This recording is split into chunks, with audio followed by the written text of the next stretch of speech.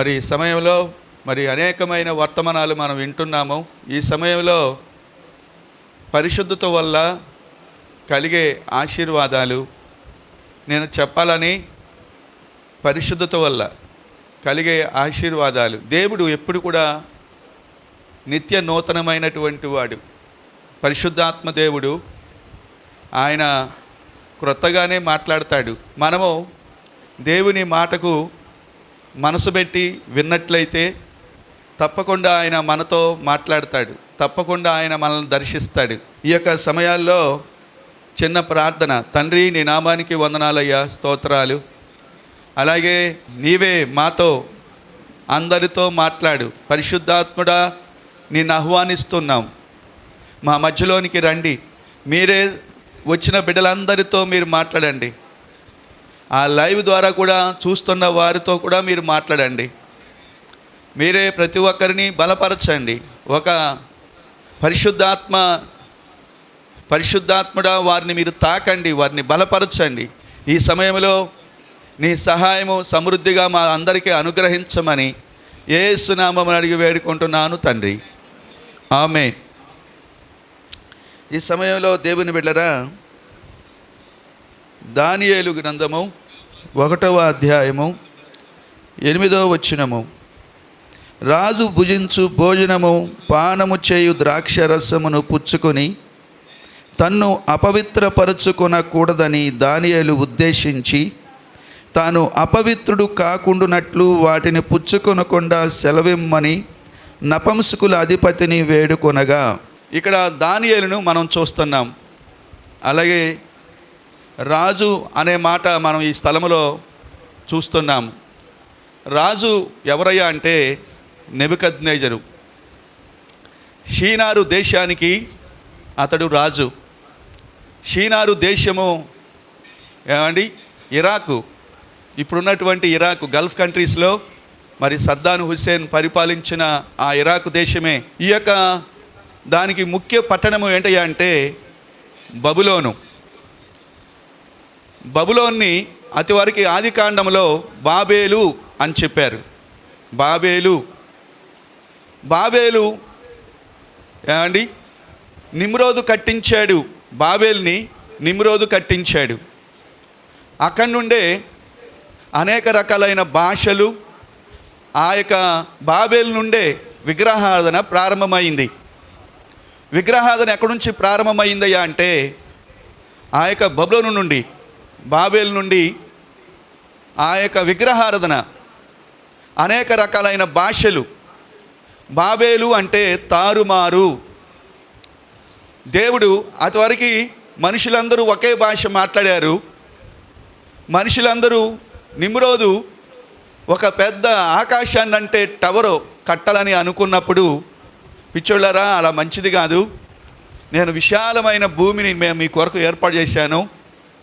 ఏమండి, మేడలు దాదాపు 50 అంతస్తులు 100 అంతస్తులు కట్టేస్తున్నారు.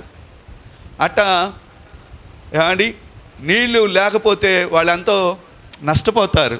కరెంటు లేనప్పుడు మరి అంత పెద్ద పెద్ద టవర్సు. నేను విశాలమైన భూమిని నేను మీకు ఇచ్చాను, మీరు కట్టుకుంటా పైకి వచ్చేస్తున్నారు అని అక్కడ భాషలు తారుమారు అయిపోయినాయి. మన ఇండియాలో దాదాపు 1648 భాషలు ఉన్నాయట. మన యొక్క ఆంధ్రప్రదేశ్లో 150 భాషలు ఉన్నాయి. ఈ భాషలన్నీ ఎక్కడి నుంచి వచ్చినాయి అంటే బాబేలు నుండే వచ్చినాయి. దేవుని బిడ్డరా, ఈ యొక్క ఆ దినాల్లో యోధా రాజ్యాన్ని యెహోయాకీము పరిపాలిస్తున్నాడు. యెహోయాకీము పరిపాలిస్తున్న రాజుగా యెరూషలేమును పరిపాలిస్తున్నాడు. ఆ సమయంలో నెబుకద్నెజరు వెళ్ళి ఆ యోధా రాజ్యాన్ని జయించి, మీరు గమనించారా, యెహోయాకీమును దేవుడు ఎందుకు నెబుకద్నెజరుకు అప్పగించాడు అని అంటే, యెహోయాకీము దేవునికి లోబడల. దేవుని యొక్క అతడు దేవునికి వ్యతిరేకంగా బహు దుర్మార్గుడిగా జీవించాడు. దేవుడు తను రాజుగా చేస్తే, ఏ దేవుడైతే ఈ రాజుగా ఈ పదవి ఈ అధికారము ఇచ్చాడో ఆ యొక్క ఇశ్రాయేలుకి దేవునికి భయపడలా. వాళ్ళందరూ ఇశ్రాయేలీలే, కానీ దేవుని బిడ్డలే. మీరు గమనించారా? తెలియనప్పుడు నువ్వు తప్పు చేస్తే దేవుడు క్షమించాడు. తెలిసిన తర్వాత కూడా నా ఇష్టం వచ్చినట్లుగా పోతానంటే దేవుడు విడిచిపెట్టేస్తాడు. ఇలాగే దేవుడే యెహోయాకీమును నెబుకద్నెజరుకు అప్పగించేశాడు. బబులోనుకు తీసుకుని వచ్చినట్లుగా మనం చూస్తాము. ఆ సమయంలో ఇశ్రాయేలులో ఒక ప్రాముఖ్యమైన వ్యక్తులను కూడా అతడు రాజవంశములో ముఖ్యులై లోపము లేని సౌందర్యమును సకల విద్య ప్రవీణతయు జ్ఞానము కలిగి తత్వజ్ఞానము తెలిసిన వారై రాజు నగరునందు నివసింపదగిన కొందరు బాలులను కూడా ఇజ్రాయేల్ యొక్క దేశములో రాజకోటలో ఉండదగినటువంటి ఏ లోపము లేని యవనస్తులను నెబుకద్నెజరు యూదా రాజ్యం నుండి తీసుకొచ్చాడట. నెబుకద్నెజరు బబులోనులో ఒక కాలేజీ ఏర్పాటు చేశాడు. అది 3 సంవత్సరాలు రాజుకు సహకారిగా ఉండాలని. వాళ్ళు ఎలా ఉండాలి అంటే ఆ యొక్క కాలేజీలో జాయిన్ అవ్వాలి అని అంటే ఆ కాలేజీలో రాజవంశములలో ముఖ్యులై ఇశ్రాయేళ్ల రాజవంశములో ముఖ్యులై లోపము లేని సౌందర్యమును సకల విద్య ప్రవీణతయు జ్ఞానము కలిగి తత్వజ్ఞానము తెలిసిన వారుగా ఉన్నవారిని మాత్రమే ఆ యొక్క కాలేజీలో జాయిన్ చేశారు. మీరు గమనించారా? అక్కడ కొంతమందిని నపంసకులుగా చేశారు. నపంసకులుగా వివాహమైనటువంటి వారు రాజకోటలో నమ్మకంగా పనిచేయట్లేదని ఎల్లప్పుడూ 8 గంటలకు డ్యూటీ చేసేసి అని కాదు, మా భార్య దగ్గర నా ఇంటికి వెళ్ళిపోతా, నా పిల్లల జ్ఞాపకానికి వస్తున్నారు. 8 గంటలకి రాజకోటలో నమ్మకంగా పనిచేసేవారిగా ఉండరు. కాబట్టే ఆ యొక్క నపంసకులుగా ఆ రాజు చేశాడు. రాజకోటలో నిలువదగినటువంటి వారు మనసు పెట్టి పూర్తిగా 24 గంటలు పనిచేసేవారుగా ఉండాలి. రాజుకి సెక్యూరిటీగా లేకపోతే రాజా ఆజ్ఞ అదుపులో వాళ్ళు ఉండాలి. నపంసకులు మీరు గమనించారా? ఆపరేషన్ చేసి బీజాలు తీసేస్తారు. అతడు వివాహానికి పనికి రాకుండా చేస్తారు. ఒక ఆంబోతును ఒక ఎద్దుగా అది చేయాలయ్యా అంటే బీజాలు తీసేస్తారు. ఆ యొక్క ఎప్పుడైతే అలా చేస్తారో ఆ ఎద్దు యజమానికి నమ్మకంగా పనిచేయటం ప్రారంభించుద్ది. ఆయన ఎక్కి లోపల పైన కూర్చుంటాడు బండిలో, అది వెళ్ళాల్సిన స్థలానికి ఎద్దు తీసుకుని వెళ్ళిపోద్ది. నపంసకుల అధిపతి అష్పెనెజుకు ఈ యొక్క ఇజ్రాయేల్ యొక్క దేశం నుండి తీసుకుని వచ్చిన దానియేలు, షడ్రకు, మిషకు, అబేద్నెగోలు వారికి ఆయనకి అప్పగించబడినట్లుగా మనం చూస్తాము. దేవునిరా మరొక మాట, నెబుకద్నెజరు యూదా దేశములో సొలొమోను కట్టిన ఆలయాన్ని పడగొట్టించి ఆ విలువైన బంగారానంతటిని కూడా నెబుకద్నెజరు బబులోనికి తీసుకుని వెళ్ళిపోయాడు. సొలొమోను కట్టిన దేవాలయం యొక్క ఖరీదు ఎంతో తెలుసా? 5,000 కోట్ల రూపాయలట. దాదాపు అక్కడ ఎన్ని వస్తువులు తీసుకెళ్ళాడయ్యా అంటే 5,400 వస్తువులు. ఎజ్రా గ్రంథం చదివితే అక్కడ ఉంటుంది. 5,400 వస్తువులు, గంగాళాలు, డేక్షాలు, పెద్ద పెద్ద పాత్రలు అతడు తీసుకుని వచ్చినట్లుగా మనం చూస్తాము. తీసుకుని వచ్చి బబులోనులో దేవత బొక్కసములో దాచిపెట్టారట. అంతో విలువైన సొలొమోను, దావీదు సమకూర్చి కట్టిన దేవాలయాన్ని మొట్టమొదట నెబుకద్నెజరే దాన్ని పడగొట్టించి తీసుకుని వచ్చాడు. దేవునుడురా దానియేలు మనం చదివినటువంటి ఈ వాక్య భాగంలో దానియేలు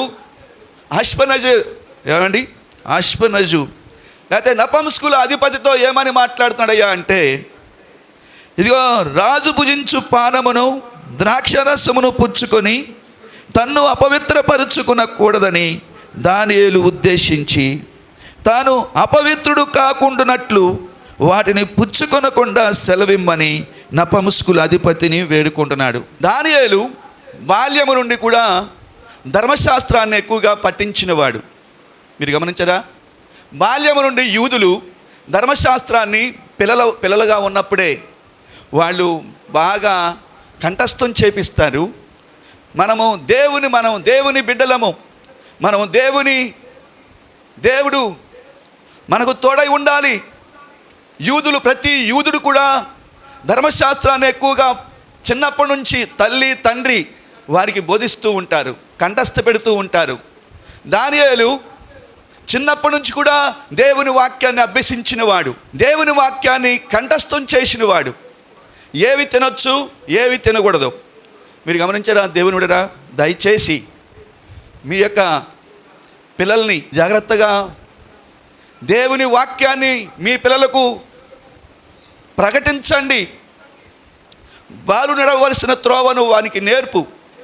పెద్దవాడైన తర్వాత దాని నుండి తొలగిపోడు. ఒకవేళ యవన కాలం రాగానే పడిపోయే పరిస్థితి వచ్చినా దేవుడు గద్దిస్తాడు. వాక్యం ఇలా చెప్తుంది కదా, నువ్వెందుకు ఇలా చేస్తున్నావని మనస్సాక్షి చేత వారు గద్దించబడతారు. సండే స్కూల్ ఎందుకయ్యా అంటే చిన్నపిల్లల వయసులోనే దేవుడి సన్నిధిలో ఎలా నడుచుకోవాలి, దేవుడు ఎలా చేస్తే తోడై ఉంటాడు, దేవునికి ఎలా వ్యతిరేకంగా జీవిస్తే దేవుడు ఎలా విడిచిపెట్టేస్తాడో మరి సండే స్కూల్లో చిన్నపిల్లలుగా ఉండగానే బోధించబడుతూ ఉంది. ఏ తల్లి అయితే భక్తిగల తల్లి తన బిడ్డలకు బాల్యము నుండి కూడా దేవుని వాక్యాన్ని బోధిస్తుంది. తల్లి తండ్రి భక్తిగల వారిగా ఉండి రేపు మొక్కై వంగనదే మానై వంగదో, మొక్కలోనే దేవుని వాక్యాన్ని వారికి బోధించాలి. పెద్ద అయిన తర్వాత నీ మాట ఏమాత్రం వినరు. మా నాన్నగారు, మేము 5 పిల్లలం. మా తమ్ముడు, మేము గన్నవరం హై స్కూల్ చదివేటప్పుడు గుప్తా అనేటటువంటి ఒక వ్యక్తి, అంటే పెన్నుల షాప్ ఉంది. మా తమ్ముడు కొన్ని పెన్నులు తీసుకుని సగ్గూరులో మా నాన్నగారు సేవ చేస్తుంటే అక్కడ తీసుకొచ్చాడు. మా నాన్నగారు పట్టుకున్నాడు. ఎక్కడేరా ఈ పెన్నులు, ఎక్కడై ఆ మూలుకులు. ఆ సమయాల్లో పెన్ను కొనాలంటే ఖరీదు, ఎక్కువగా పెన్సిల్స్ ఉపయోగించేవాళ్ళం. మా నాన్న పట్టుకున్నాడు. ఎరా ఎక్కడిది అండి, భయంకరంగా కొట్టి మా అమ్మకి అప్పచెప్పాడు. ఎరా ఈ పెన్ ఎక్కడిది, నేను నీకు కొనివ్వలేదు కదా, ఇన్ని పెన్నులు ఎక్కడయి అని. కాదు డాడీ, మా క్లాస్మేట్ వాళ్ళకి పెన్నుల షాప్ ఉంది, ఆ షాపులో తీసుకొచ్చాడు, నాకు ఇచ్చాడు. ఏమండి, నువ్వు ఎక్కడ తీసుకొచ్చావో నీది కాదు, ఇది తీసుకెళ్ళి వాళ్ళకి ఆయనకి అప్పచెప్పేసేయి. మరొకసారి ఈ విధంగా చూశానా నేను ఒప్పుకోను అని చెప్పేవాడు. చిన్నప్పుడు ఇచ్చిన తరబీదు మీరు గమనించారా? దేవుని యొక్క సన్నిధిలో మరొక మాట, దానియేలు రాజు తినే భోజనము, రాజు త్రాగే పానము నేను తినను. తను పరిశుద్ధతను కాపాడుకుంటున్నాడు. దేవుని యొక్క ధర్మశాస్త్రంలో ఏవి తినొచ్చో ఏవి తినకూడదో దానియేలుకి ఎరిగినవాడు. నెబుకద్నెజరు అన్యరాజు, దేవుని యొక్క జ్ఞానం ఆయనకి తెలియదు, దేవుని యొక్క ధర్మశాస్త్రం ఆయనకి తెలియదు. ఏవి తినొచ్చో ఏవి తినకూడదో ధర్మశాస్త్రంలో క్లియర్గా రాయబడింది. తినకూడనటువంటి జంతు మాంసము లేకపోతే రక్తముతో కూడిన ఆ యొక్క మాంసము ఏమండి తీసుకొచ్చి ఇస్తారేమో, నాకొద్దు. దేవునిరా, మన యొక్క జీవితాల్లో నువ్వు పరిశుద్ధంగా ఉండాలి అనంటే తిండి విషయంలో నువ్వు జాగ్రత్తగా ఉండాలి. పరిశుద్ధంగా ఉండాలి అనంటే ఏది పడితే అది తినకూడదు. వ్యాధులు ఎందుకు వస్తాయి? ఒకటి సాతాను వల్ల వస్తుంది, రెండవది పాపం వల్ల వచ్చుద్ది, మూడవది శాపం వల్ల వ్యాధులు వస్తాయి, నాలుగవది బ్యాక్టీరియా లేకపోతే వైరస్ వల్ల వస్తున్నాయి. మీరు గమనించారా? తినవలసినవి తినకపోవటం, తినకూడనివి తినటం. మీరు తినకూడని తిని అని కాదు, ఆ యొక్క ఫుడ్ పాయిజన్ అయింది అంటారు కదా. అంటే తినకూడదు తింది, తినవలసిందే తినాలి. నువ్వు తిండిపోతావు అయితే, మీరు గమనించారా, బిల్లీగ్రామ్ గారు తిండిపోతుతనం భయంకరమైన పాపాల్లో ఒక పాపంగా ఆయన రాశాడు. నీకు ఏమండి కొద్దిగా అన్నం అయితే సరిపోద్ది, నువ్వు తినవలసిందంతగానో ఇంకా ఎక్కువ తింటున్నావు అవును కదండి. నీ బాడీ కనీసం నీవు గుర్తించట్లా ఆరోగ్యాన్ని, తినకూడనివి తినడం. మీరు గమనించారా దేవుని, రోగం వస్తుంది, మరణం వస్తుంది, పరిశుద్ధత పోతుంది. తినకూడనివి తినటం ద్వారా వ్యాధి వస్తుంది, మరణం వస్తుంది, పరిశుద్ధత పోద్ది. దానియేలు గ్రహించాడు. దేవుని మన యొక్క జీవితంలో ఆహారము మన యొక్క పరిశుద్ధతను పాడు చేస్తుంది. ఆహారము, ఏ ఆహారాన్ని నువ్వు పుచ్చుకుంటున్నావో, ఏ ఆహారాన్ని నువ్వు తింటున్నావో, మన యొక్క జీవితాల్లో ఏది పడితే అది తినకూడదు. ద్రాక్ష రసమును మీరు గమనించారా, ఆ యొక్క ద్రాక్ష రసములో ఆల్కహాల్ కలుపుతున్నారట. మీరు గమనించారా, మత్తు పదార్థం కలుపుతున్నారు. ద్రాక్ష రసమే, అది వద్దు, అది దేవునికి వ్యతిరేకం.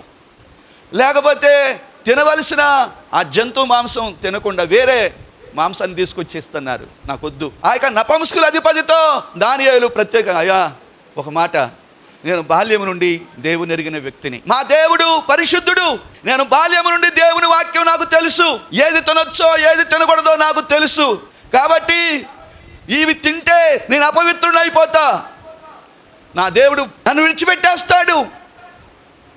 ఆ దేవుని యొక్క సన్నిధి నాకు ఎల్లప్పుడూ కావాలి, ఆ దేవుని తోడు నాకు ఉండాలి, నేను పరిశుద్ధంగా ఉండాలి.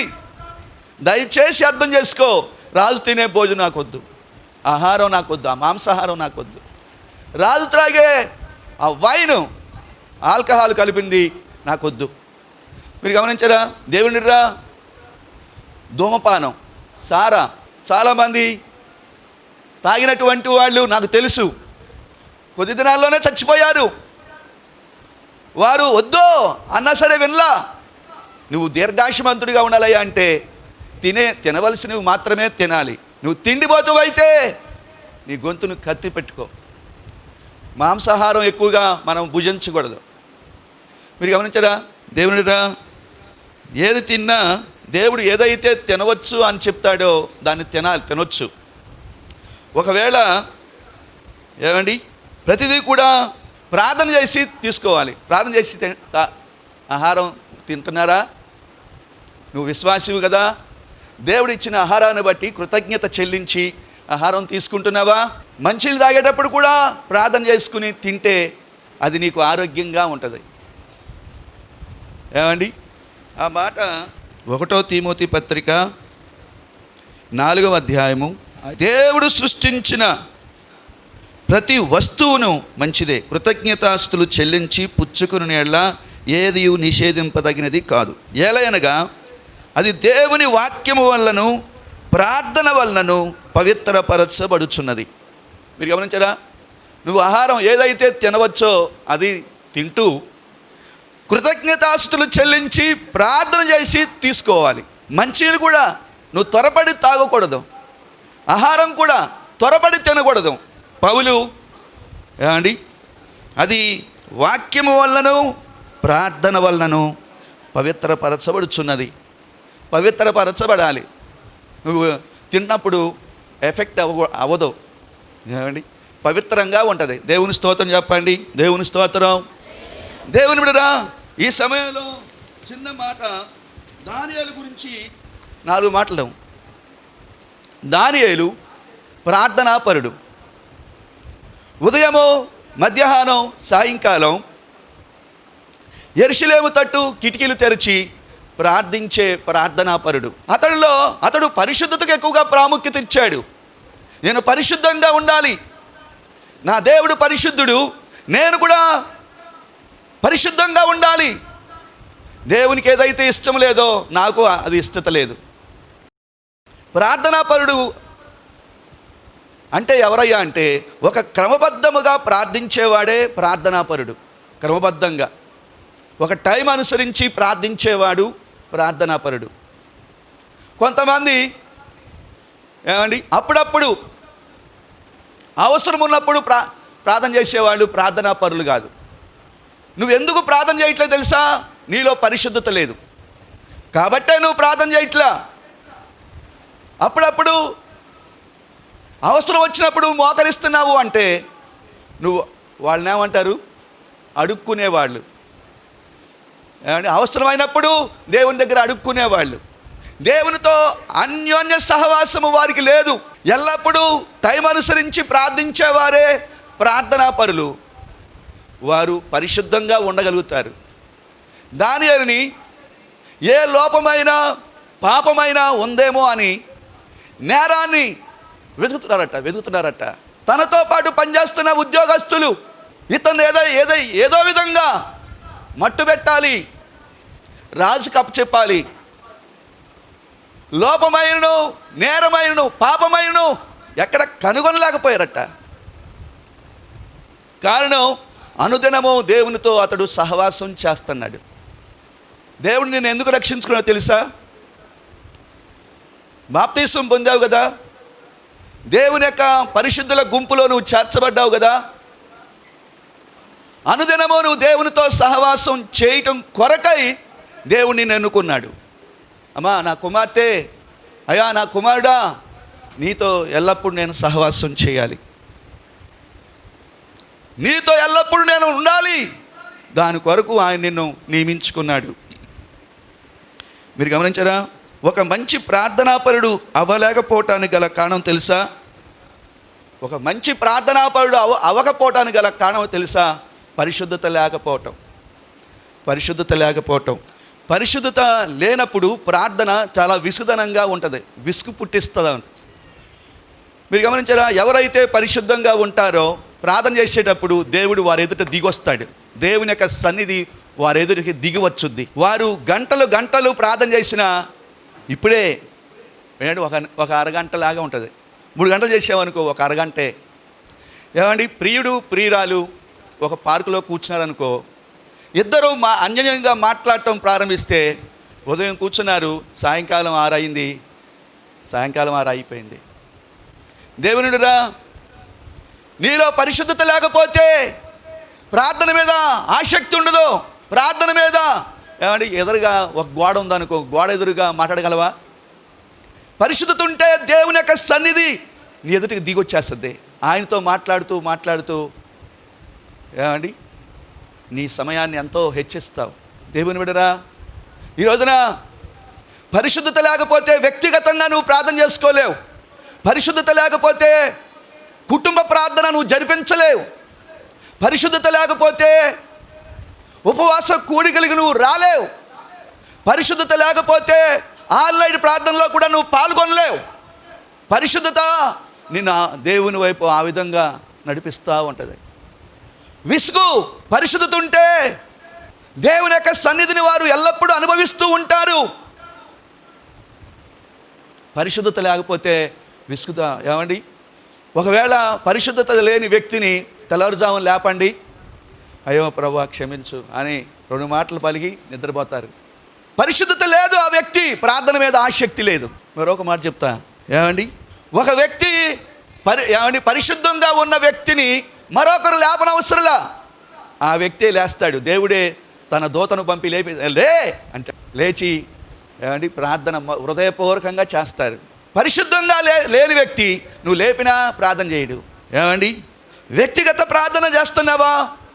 కుటుంబ ప్రార్థన చేస్తున్నావా? సంఘ ప్రార్థనలో నువ్వు పాల్గొంటున్నావా? ఏమండి, పరిశుద్ధత లేకపోతే మోకరించి నిద్రపోతూ ఉంటారు. దేవునిరా, ప్రార్థన ఆసక్తి పట్టుదల ఎప్పుడు వస్తుందయ్యా అంటే పరిశుద్ధతలో వచ్చుద్దండి. దేవుని స్తోత్రం చెప్పండి. అంతే, దేవుని స్తోత్రం. ప్రార్థన పట్టుదల పరిశుద్ధతలో వచ్చుద్ది. మరొక మాట చెప్తా, మరొక మాట, పరిశుద్ధత ఎప్పుడు వచ్చుద్ది అనే మాట కూడా ఒక మాట చెప్తా. పరిశుద్ధత కూడా ప్రార్థన ద్వారానే కలుగుద్ది. పరిశుద్ధత కూడా ప్రార్థన ద్వారానే కలుగుద్ది. ఏమండి, నువ్వు దేవుని సన్నిధికి వచ్చావు, ఈ స్థలంలో ప్రభువా నన్ను ఒకసారి జ్ఞాపకం చేసుకో. మీరు గమనించారా? నా పాపమును క్షమించు అని అంటే ఆయన క్షమించడానికి ఆయన సిద్ధ మనస్సు గలవాడు. వెంటనే నీ పాపాన్ని ఆయన క్షమించేస్తాడు. నీ మనస్సాక్షిని ఎంతో ఎక్కువగా శుద్ధి చేస్తాడు. ఇప్పుడు ఇక్కడ ఆయనకి మీరు గమనించారా, యేసుప్రభువే చెప్పాడు ఈ మాట. ఒక తండ్రికి 2 కొడుకులు ఉన్నారు. చిన్న కుమారుడు తండ్రిని విడిచిపెట్టేసి ఆస్తి పంచుకొని దూర ప్రాంతానికి వెళ్ళిపోయాడు. దూర ప్రాంతానికి వెళ్ళినప్పుడు అతడు బాగానే జల్స చేశాడు. కొంతకాలం అయిపోయింది, తీసుకెళ్ళిన డబ్బంతా అయిపోయింది. అతడు యాతన పడసాగాడు. తండ్రిని ఎప్పుడైతే విడిచిపెట్టాడో కరువు యాతనకు గురైపోయాడు. దేవుణ్ణి మీరు గమనించారా, బుద్ధి వచ్చింది, బుద్ధి తెచ్చుకున్నాడు. నా తండ్రి దగ్గర అనేక మంది కూలి వాళ్ళు ఉన్నారు, నా తండ్రి దగ్గరికి వెళ్ళిపోతా. నా తండ్రి దగ్గర అనేక మంది సర్వసమృద్ధితో ఉంటున్నారు, నేను యాతన పడి సాగుతున్నాను, యాతనలో ఉన్నానని తెలుసుకుని పశ్చాత్తాపడుతూ తండ్రి వద్దకు వచ్చాడు. వెళ్ళిపోయి కాళ్ళు పట్టేసుకుంటా కాళ్ళ మీద పడిపోతాను అనుకున్నాడు. కానీ మరొక మాట ఏంటంటే, అతడు రావగానే తండ్రి కౌగిలించుకొని మెడ మీద ముద్దు పెట్టాడట. ఆ తండ్రి ఎవరు అంటే పరలోకపు తండ్రి. నువ్వు పశ్చాత్తాపముతో నేను తప్పయింది, నేను పాపం చేశాను అని ఒప్పింపుగల ఆత్మ నీలో ఉంటే నీ కలిగే దేవుని యొక్క ప్రేమ వెంటనే నేను కౌగిలించుకుంటుంది. దేవుని యొక్క క్షమాపణ వెంటనే నీకు కలుగుద్ది.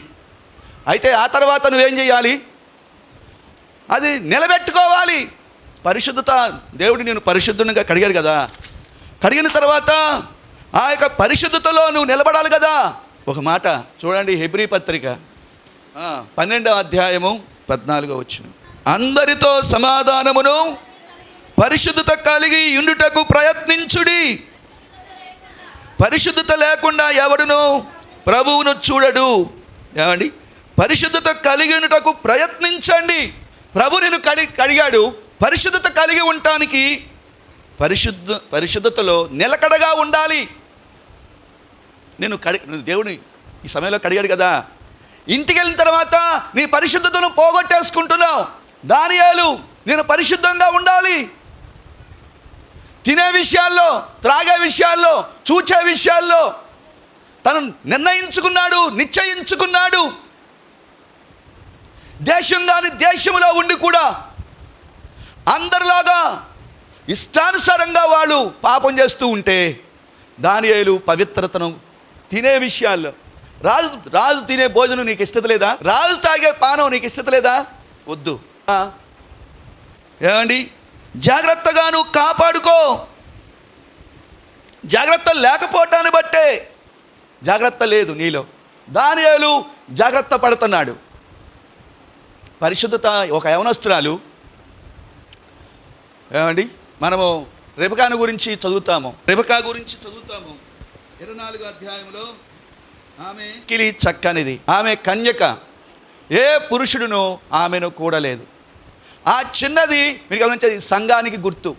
సంఘము ఎత్తబడుద్ది, మధ్యాకాశంలో వివాహం జరుగుద్ది. ఈ లోకము శాశ్వతమైంది కాదు.